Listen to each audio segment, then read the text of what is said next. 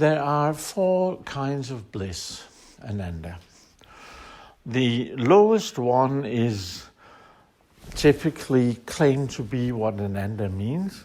And the example is like you're sitting on a beach with a sunset and you're chill, and that should be ananda. That's just pleasurable. It's not ananda. Now, we begin on real ananda, bliss. There are 3 of those. The first is kind of calm, internal, peaceful super joy. And super joy is the best translation I have been able to come up with to express it. You're not merged with the bliss, it's an experience. You are an experiencer, experiencing super joy. And that is very good, very fine. Surrender to the super joy, and then you move on to the next level of bliss, which I call ecstasy. And what happens is the energy, the Shakti, is so intense that your eyelids flicker, the heart palpitates, you sweat, hair stands on end, and thoughts might race, or there are no thoughts, or emotional chaos. But typically the eyes flickering is a sign of the palpitations. And it is very intense bliss. Now, again, this strange word bliss. What do I mean with bliss? It's impossible to describe. I can only point at the phenomena associated with this state of ananda. This is ananda. Not like the first peaceful. This is real ananda. And it's still experiencer and experience, but you go in and out of being the experiencer and merging with the experience. So there's a merging, even though there is still a separation in ecstasy. That's why it's so ecstatic. You can't quite handle the intensity of it, so the body reacts with this these ecstatic phenomena. Then you I use the metaphor surf, because the ecstasy is like a huge tidal wave, and if you can get on top of it, it's like surfing into void. It is total silence, totally peaceful. All agitation stops, and it's an even more crazy, intense bliss than ecstasy. But it is peaceful, and the separation between experiencer and experience, the bliss, is dissolved. There's just bliss. That is the ananda that's spoken of with the phrase sat, chit, ananda, which is said to characterize the absolute or Brahman. Sat means truth. It also can mean, what can it mean, sat? How would you translate sat? Existence? Existence, yes, exactly. Pure existence, awareness, chit, or consciousness, and ananda, bliss. Sat, Realness. chit. Huh? Realness. Awareness, I said. You say realness? Yeah, Sachi is the real thing. Such is the truth. Yes, yes. Yeah. But I was talking about chit. Yes, sir. No, sat is the real thing. Yeah. You know, it's the absolute reality. Yeah. That's why it's called sat.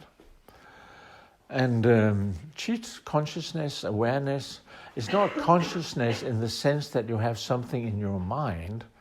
It's just awareness in and of itself, without an object. You can say it has itself as an object, but that would imply a circular motion which is within duality. You just are ... You just are. And you are aware that you are. But there's no you, there's just is or isness. And it is aware of its quality, nature, as isness, pure being. And then there's the ananda part. And actually there is no difference between the three. Pure awareness in its nature is bliss.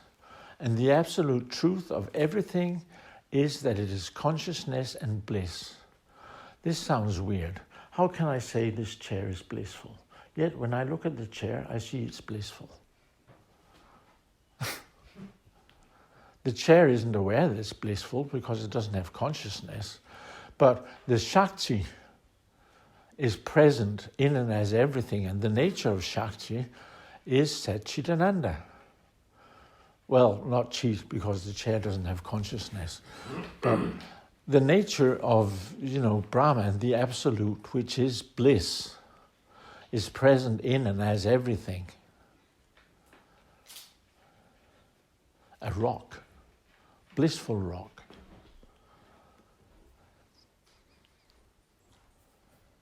Does that sound really weird? You're nodding. Of course it's weird. If you say it's not weird, I don't believe you. I find it weird.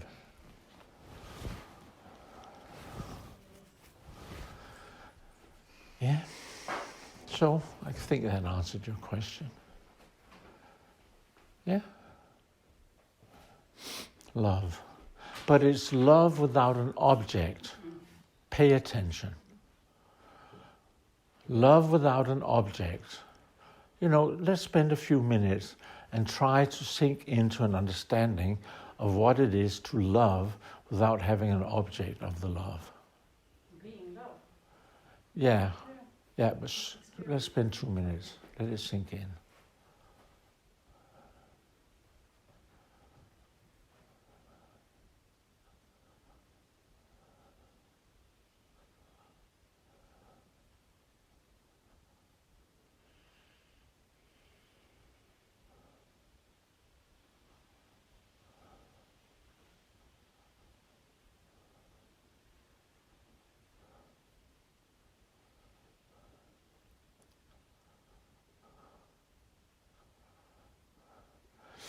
Now, that wasn't 2 minutes, but I'll interrupt. You probably, most of you, if not all of you, experience that you are loving your concept of love. It's not love in itself. You're loving your idea or feeling of what love in itself would be. See, the mind plays tricks like that. Who of you felt it like that? And who of you just had love without an object? A few, yeah. Well, contemplations like that are fruitful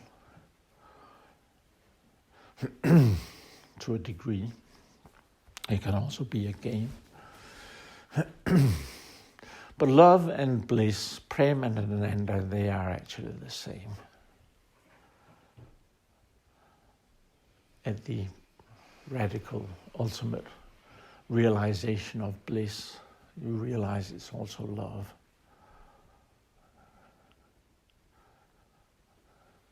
So, I titled my first book, Love Bliss.